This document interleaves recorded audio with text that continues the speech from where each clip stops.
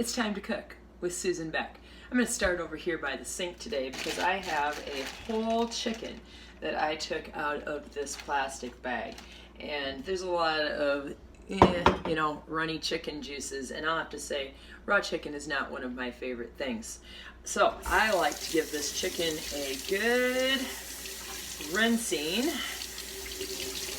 If you buy a chicken that happens to have like the neck and the gizzards and stuff inside, be sure to pull that out. Nothing worse than forgetting to do that. Okay, so this chicken is thawed and is ready to be cooked. I am going to put it in my crock pot and I am going to turn this into one of my favorites. I found this recipe years ago when I first got a crock pot and bought myself a crock pot cookbook, probably like 30 years ago.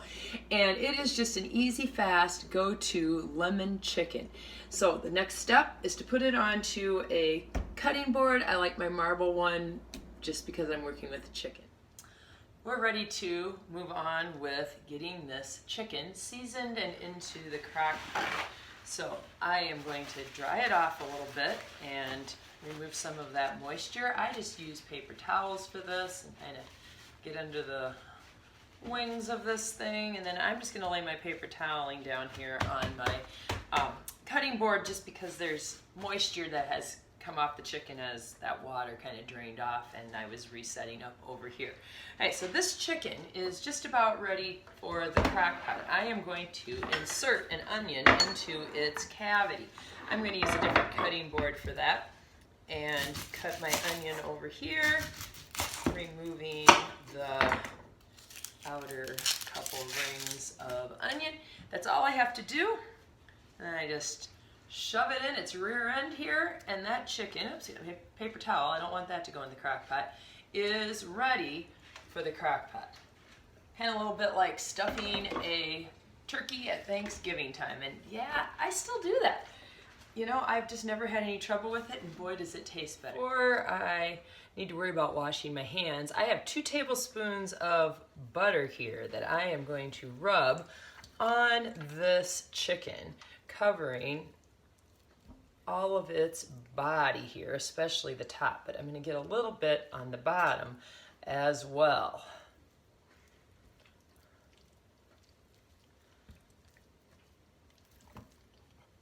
Okay, oops, my onion popped out of the cavity. We got to put that back in. It went in its rear end and out its head, I think.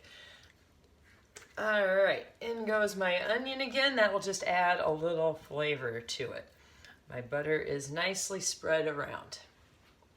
Okay, before I handle anything else here, I am going to get rid of this slimy cutting board and wash my hands. And now I'm going to simply squeeze the juice out of a lemon. If you don't have a fresh lemon, just use a couple tablespoons of the lemon concentrate that comes in the bottle. I have done this both ways, although I do love fresh lemon. Boy, the smell of this lemon is just fantastic. I am using a juicer here. You can see the little seeds and some of the pulp get caught in there, and then what's in the bottom in my bowl is what I will be putting over top of my chicken to turn this into a lemon herbed chicken. I have seen this done on cooking shows where you just squeeze it with your hand, and if you do it upright, then the seeds don't usually run out, or better yet, just squeeze it into a bowl so you can pick out any seeds that you might happen to get. That's your only concern, that no seeds go in. So half of that lemon juice, all of that lemon juice onto my chicken. Next is the seasoning. So I am simply going to shake about a tablespoon of parsley over the top of my bird. I will add to that a nice shake of paprika. I like paprika, it's got that peppery taste. Thyme, my favorite herb. Just shake it so it covers it nicely. And a little bit of salt, maybe a half a teaspoon of salt. All I do now is put on the lid, plug in my crock pot, and put it on low for the next 6 to 8 hours. And then I will have this fantastic dinner when I get home tonight. Well, our chicken has been in the crock pot for about 6.5 hours. I got home from work about a half an hour ago and I turned it down to warm. I like to just keep it on warm once it's finished so that I can serve it at the time that we prefer to eat supper. So now I am ready to remove it from the crock pot. A little note about that, cooking time too. You know, if you don't get home from work in time to take and turn your dial down to warm after 6 hours, it's really okay if your crock pot stays in here for 8 hours. The recipe even says up to 10 hours. Just be sure you're cooking it on low. I think we'll get a close-up as I try to remove this from the crock pot without it falling apart. But you're going to find this is so tender that it's almost hard to do.